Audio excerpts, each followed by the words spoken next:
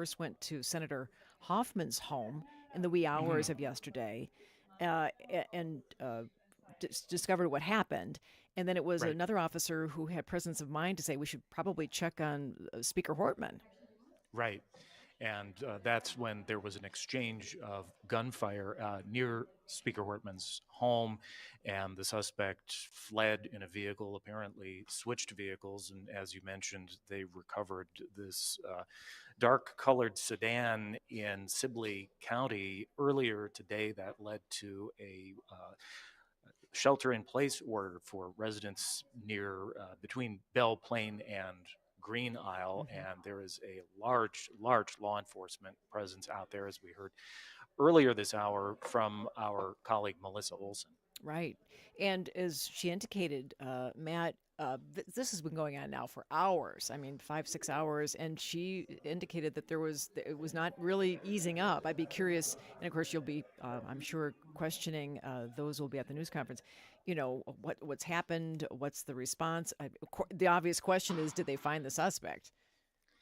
Well, it doesn't appear so at this point, but we are expected to get an update on that in the next few minutes. That news conference had been scheduled for 5:30, but we just got word a few minutes ago that it would be a little bit later than that. We'll be standing by, and we'll have a video of that online live streaming at mprnews.org. Yes. We did hear, speaking of Melissa out in the field there in Sibley County, she tells us through our editor, Jane Helmke, that she spoke with several people, and we did hear tape. You played some tape from those folks as I was driving up here to Blaine. But we're hearing that some of the people who had their property searched told our colleague Melissa Olson that law enforcement officials told them, so this is secondhand information, that the Mm-hmm. suspect may have gotten on an e-bike, and that is obviously something that's unconfirmed at this point, but our reporter did hear that from multiple sources, and that is something to ask about. Again, that is unconfirmed, and as you say, Kathy, more questions than answer. This is still a very active breaking news situation, and as news consumers know, there's a lot of information that we might hear early on in an incident that turns out to be incorrect, not true, as new information comes in. Exactly. You're exactly right about that. Of course, you know, we're focusing on the search for the person presumed to have assassinated the former speaker and also killing her husband and wounding Senator Hoffman and his wife. But we should talk a little bit about the fact that the Hoffmans are alive. They survived. It's kind of a miracle that they Right. survived. Gosh, each was shot multiple times. As a matter of fact, Senator Amy Klobuchar posted on her on X and various other social media platforms that she got an update from Senator Hoffman's wife Yvette, who's in the hospital, and had sent a note to Senator Klobuchar and said that her husband John has endured many surgeries and will in the future, but he's closer every hour to being out of the woods. He took 9 bullet hits, and she said she took 8, and they're both incredibly lucky to be alive, obviously.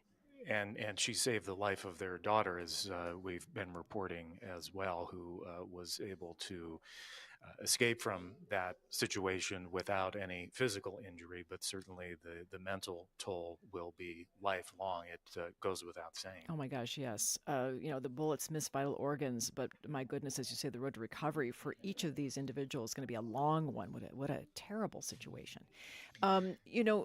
Tim, oh, excuse me, Matt Sepik, the governor said yesterday that this was politically motivated violence. Although evidently the suspect's friends tell some of our other colleagues in the media that the suspect wasn't overly focused on politics, but nonetheless he had a list of lawmakers, both Minnesota and Wisconsin lawmakers, including Hoffman and Correct. Hortman, in the front seat of his vehicle that he tricked out to look like a police SUV.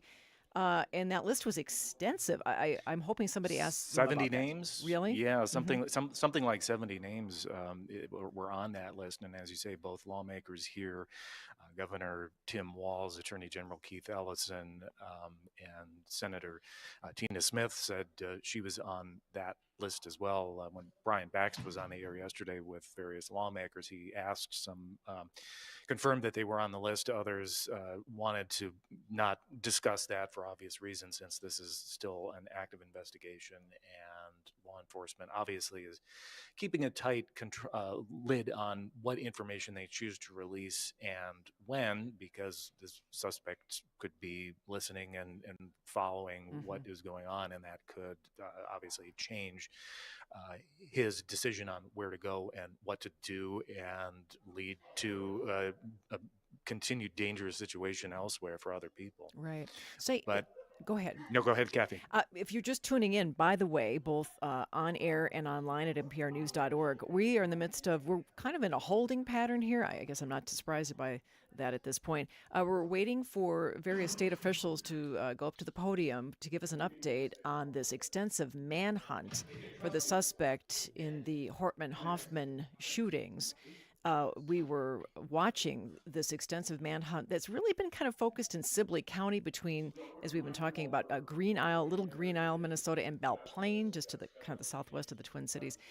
Extensive manhunt, and we're hoping to get an update here shortly as to what happened, who's been involved, where do they think the suspect is at this point. Kind of just the ins and outs of the search, perhaps, and maybe some other information. So my colleague Matt Sepik has been kind enough to join us here, and we were going to go live at 5:30, but of course, as you might expect, with a changing news situation, oftentimes deadlines are not that things start late. So we're just kind of talking here between the two of us as to the situation, which by any measure, we've been around, both of us, a long time here, Matt, and I've never seen anything quite like this in my career. No, this is the most consequential tragedy in Minnesota politics since the death of Senator Paul Wellstone in 2002, which you were here for. I was not living here at that point. I should note, Kathy, that the ASL interpreter has just entered the news conference room here, and I was kind of listening to you in one ear and listening to the Public Safety Commissioner spokesperson in another ear, and it sounds like things will get started here shortly, but I do not see Public Safety Commissioner Jacobson or BCA Superintendent Drew Evans quite yet, but they are coming right into the room right now, so we'll switch over to the other feed from the lectern. Okay, very good. By the way, you are listening to live coverage here on Minnesota Public Radio News. We'll take this entire news conference, and then afterward, we'll be talking to Matt Sepik about what we all heard. Again, thanks for joining us. Good afternoon, everyone. My name is Bob Jacobson. I'm the Commissioner of Public Safety, and it's my honor to be with you again today on this continuing investigation. First of all, I want to thank our law enforcement partners who are continuing to investigate and search for our suspect in this case. We appreciate all the time that they're taking away, including today on Father's Day, as they're trying to, get to a successful conclusion. I also want to thank the public for listening to what we're putting out there for information, assisting us in any way that they can in locating our suspect. We appreciate that very much, and their help is always, of course, appreciated. Today we'll have speakers to present some information and updates on what's going on with our investigation. So as we get through our speakers, after we're all done, there'll be an opportunity to ask some questions. So with that, I'm going to turn it over to Mayor Ryan Sabas. Mayor. Thank you. It's in moments like this that we search for answers to something that defies understanding. A senseless and tragic act that has shaken us all. But in our darkest hours, we're reminded of the strength and resilience of community. We come together not only to grieve, but to stand strong. And together, we will rise. The heinous act should never have happened. Speaker Emeritus Melissa Hortman and Senator John Hoffman are not just public servants. They are remarkable individuals who have devoted their lives to serving others. Every person deserves to feel safe in their home, including those that are elected to lead us. We have the full confidence in our justice system and the professionals working tirelessly to bring individuals responsible to justice. The Champlin Police Department, the Brooklyn Park Police Department, the Hennepin County Sheriff's Office, the Minnesota Department of Public Safety, and the FBI, all working closely in coordination on this ongoing and active investigation. We are anxiously awaiting news of justice, and we will not rest until that happens. If you have any information, please contact the tip line at bca.tips@state.mn.us or call 877-996-6222 or your local police department. Your voice could make the difference. Now more than ever, we must truly focus on what matters. Beneath all of our differences, political, personal, or otherwise, we are all human beings, and every human life has a value. Let us move forward with compassion, unity, and a fierce resolve for care for one another. While this tragedy has deeply impacted our city, Champlin, Brooklyn, Minnesota community are strong. We support those who are grieving, we honor those that we have lost, and we stand beside those that are still fighting. Champlin, Brooklyn Park, surrounding areas, stay strong, show love, show respect, be kind, and never forget the strength that we hold when we stand together. Thank you. And with that, I'll turn it over to Mayor Winston. Thank you.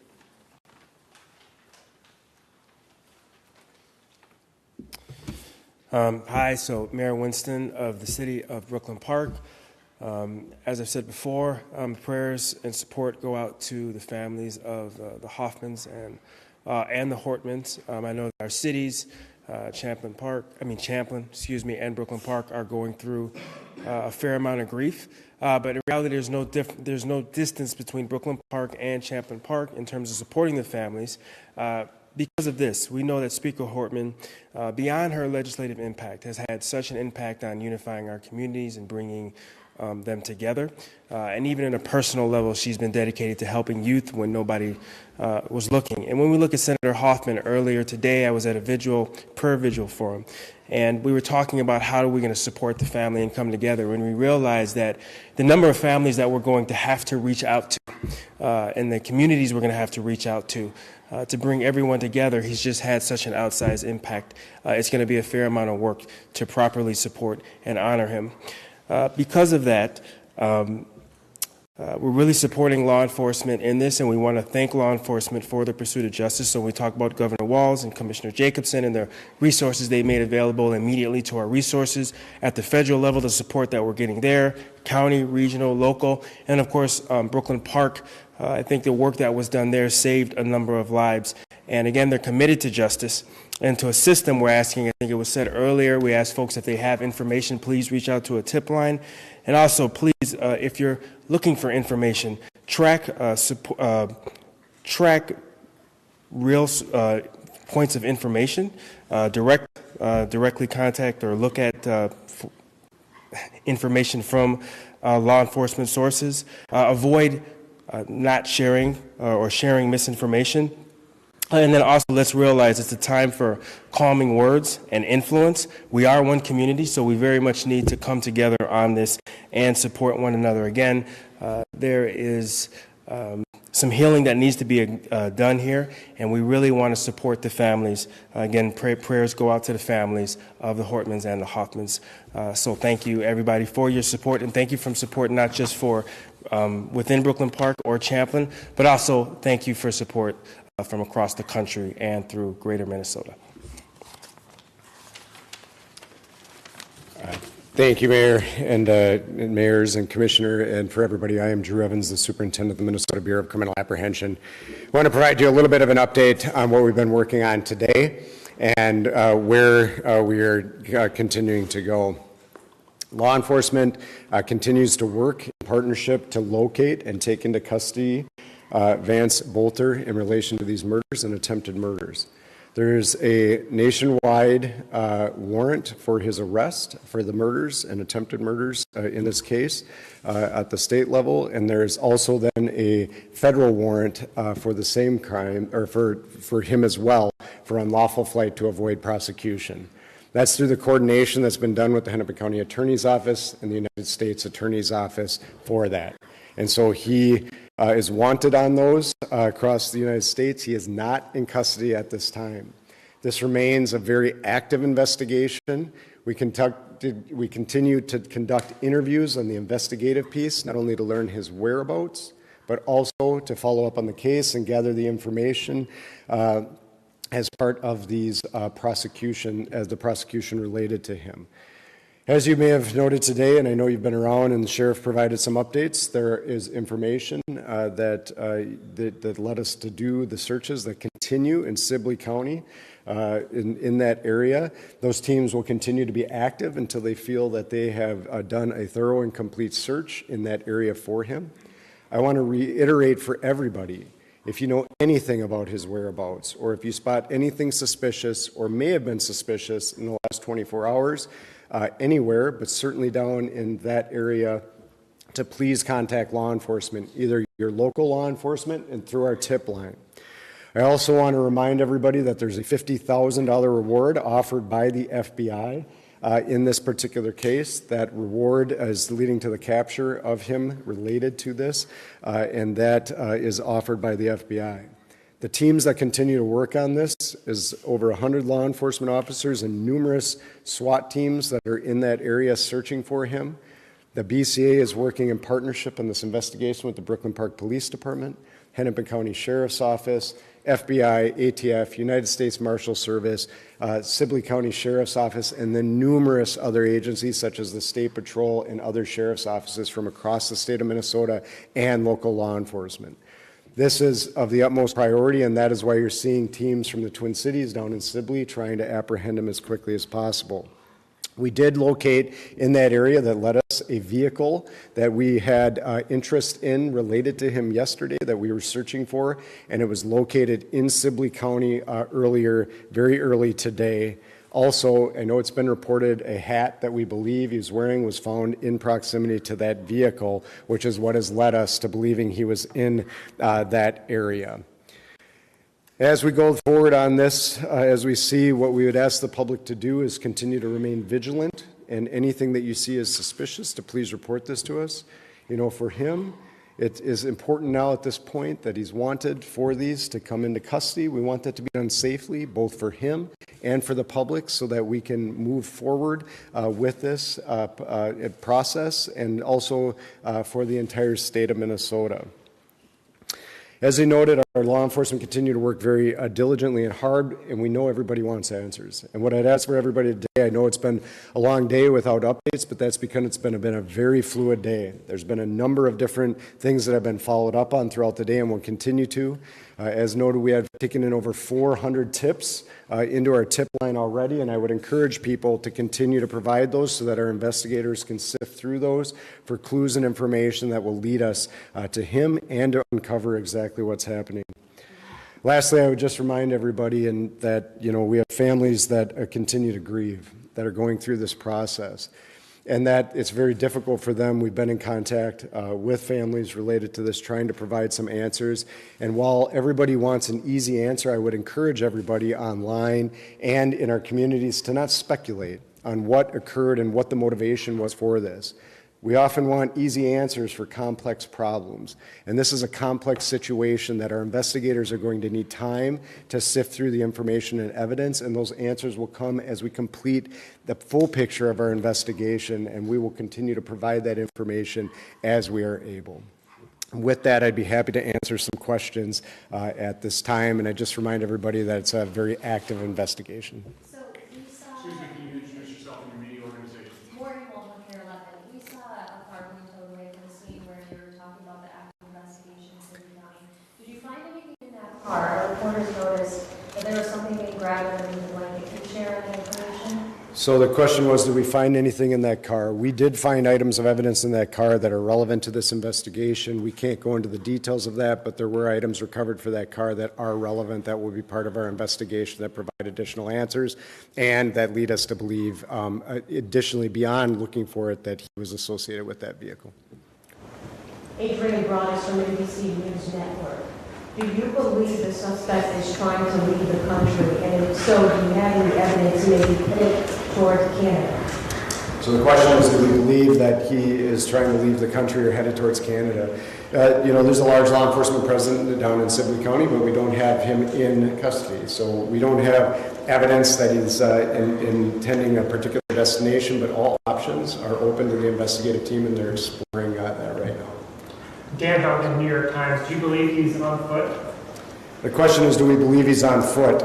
We believe, in terms of we have not concluded exactly how he is getting around the area at this time. It could be in multiple ways that he has traveled, and that's open, and that's why you see in that area a very large perimeter, because they're looking at various modes of transportation from there.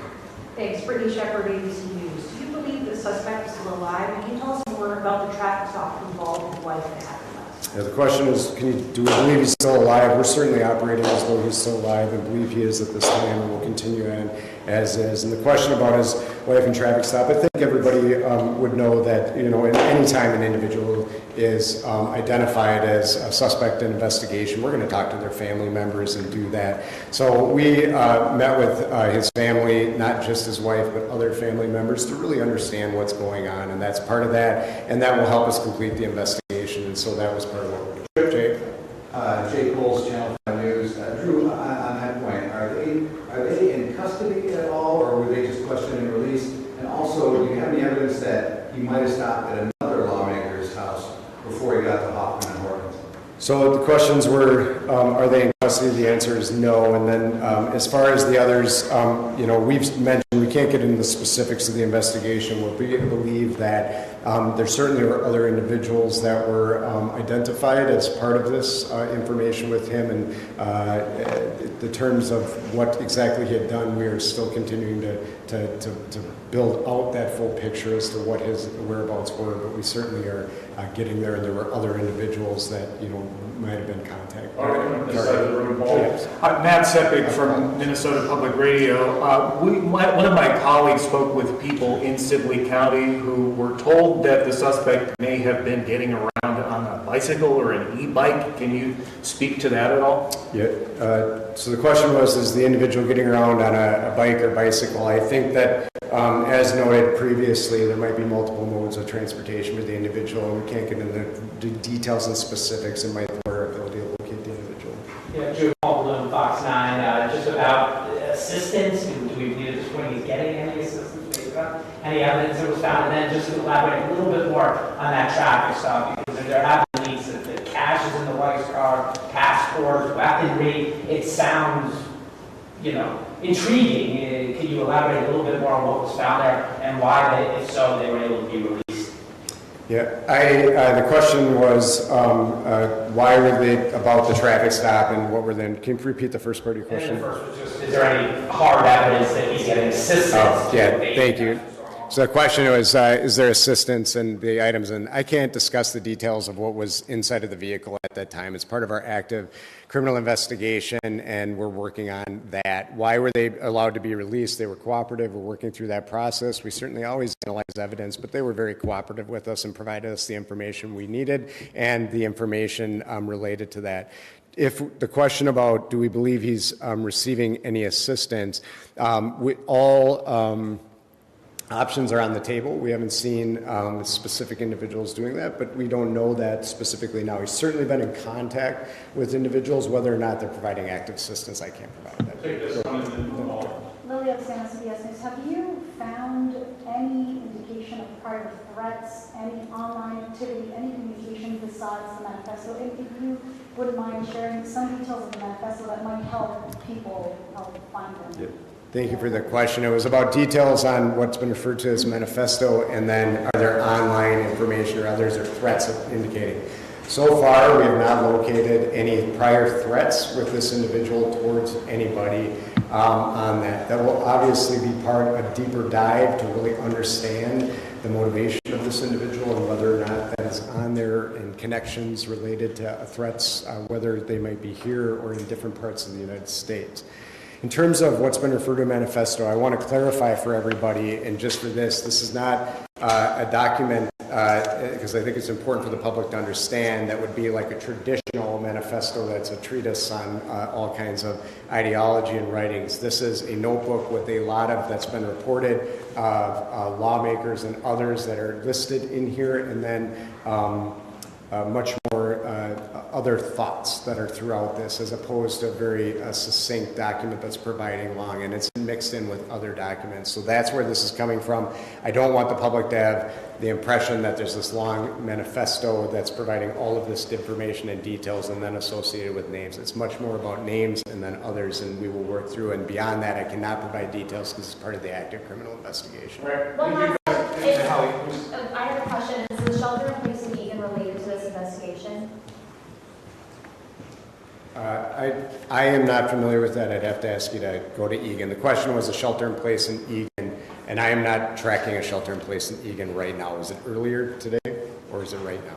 I'm just getting text right now. I would ask that you, I am not, we've been in here for a few minutes, but so I don't know if there's anything related to ours, but I'd have to ask you to talk to Egan. Can you speak more about the federal role? Yeah, I can, just on that. So the federal role, yes, please. Jonah Kaplan from WCCO. You can speak more about the federal role in all this. Yeah. And is there still an ongoing threat to current lawmakers? So what I would tell you in terms of the questions were ongoing threat to public lawmakers, is there one? Certainly the safety of our lawmakers and public services is utmost concern to all of us. Certainly is to the security apparatus at the Capitol that provide that for them, our Minnesota State Patrol as well, and so we continue to evaluate that. I will say that we have no indication that the individual that is wanted here did anything other than conduct these acts by himself. But that doesn't mean we aren't exploring more fully. If there's any other threats that might be there, we will continue to evaluate that and work together with them. In terms of the role of the federal government, they've been extremely great partners to all of us. The FBI and ATF, the United States Marshal Service, and others from the federal government are providing both investigative assistance on this case and then participating in the manhunt for the individual to locate him and take him into custody safely. That is not uncommon in a large case like this, and the United States Attorney's Office has been in contact with us, and they certainly will be exploring if there are federal charges that would be connected to this sort of violence that was conducted on our lawmakers. Who is taking the lead in this? Like, is it still a Minnesota investigation? Yeah, so this is a partnership right now. The Brooklyn Park Police Department is the lead on the murders that occurred in their city, and we are assisting them as we do as a BCA in communities all across Minnesota with the assistance of the Sheriff's Office as well, and then those federal agencies. When we do an investigation like this, it is not uncommon for us to work in partnership with our federal agencies to see if there is an investigation that may lead to federal charges, which is what we're doing. So it is very typical that you would pursue in a murder case, the murder investigation as a state case, be charged, and then we'll examine if there are federal charges, and we'll have those ongoing conversations, which we are doing right now with the United States Attorney's Office for Minnesota. And in that case, the FBI is typically the lead agency in that case, unless there is something else that's more specialized, like gun charges, etc.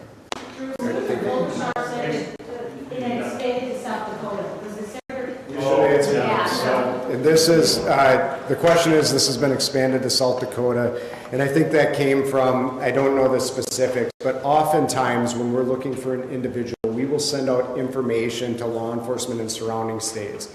Yesterday, he certainly had a lot of time to be able to cover a lot of distance once we knew that he had escaped from the crime scene.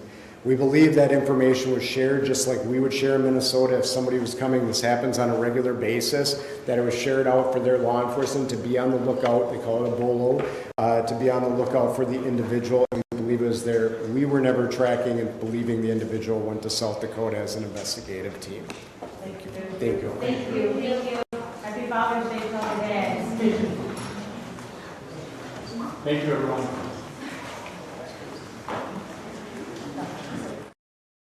News conference. That last voice there was the superintendent of the Minnesota Bureau of Criminal Apprehension, Drew Evans. He's been around for a very long time. He's with the BCA since 2015. No stranger to homicide investigations. He was the head of the investigative unit, the homicide division. So Superintendent Evans giving us a overview as to what's been going on since the wee hours of yesterday morning, when the bodies of former House Speaker Melissa Hortman and her husband were found in their Brooklyn Park home, and then, of course, the shootings of DFL Senator John Hoffman and his wife in their Champlin home. We heard from the mayors of Champlin and Brooklyn Park there earlier in the news conference. But the BCA Superintendent Evans pretty much just outlined what happened earlier today. This several long, very long law enforcement operation in Sibley County occurred between Green Isle and Belle Plaine. There's an extensive law enforcement presence there with drones and dogs and SWAT teams. They did find a car that was linked to the suspect, Vance Boelter, and they have taken that car into custody. They searched it. Evidently, Matt Sepik is with us right now. Searched that car and found what Drew Evans said was evidence related to the investigation. So I'm sure we'll hear maybe some more about that. Was it your interpretation here, Matt Sepik, that there's not a whole lot they're going on at this point? It seems that way. He mentioned that they searched the car and found some items in that car related to the investigation. He would not go into any specifics beyond that, not wanting to compromise the investigation. He also mentioned that cowboy hat that was found in the area that CARE 11 got a picture of before police came and sealed off the area, and they removed that black Buick, as I say, that was searched from that area. Mm-hmm. But right, not a lot that they're going on at this point, at least that they are saying publicly. Superintendent Drew Evans with the BCA did say that they have both state and federal warrants out. No surprise, state for the murder and attempted murder, and federal warrants for fleeing prosecution, and it is a nationwide warrant. At the end of the news conference, you may have heard that, Kathy, someone asked about that alert or that be on the lookout in South Dakota yesterday. Right. There was a lot of speculation that he may have fled west, but Evans says that there's no indication, and at this point, there's nothing in the investigation that would lead them to believe that the suspect has fled to South Dakota. So it's still open and active. And they're operating as though he is still alive. That was a question too, whether Right. he is has taken his own life or what have you. But they're operating as though he is still alive. You asked the question, and you alluded to it earlier. Our colleague Melissa Olson has been on the scene all day long in this area of Sibley County. It appears he may be getting around with multiple forms of transportation.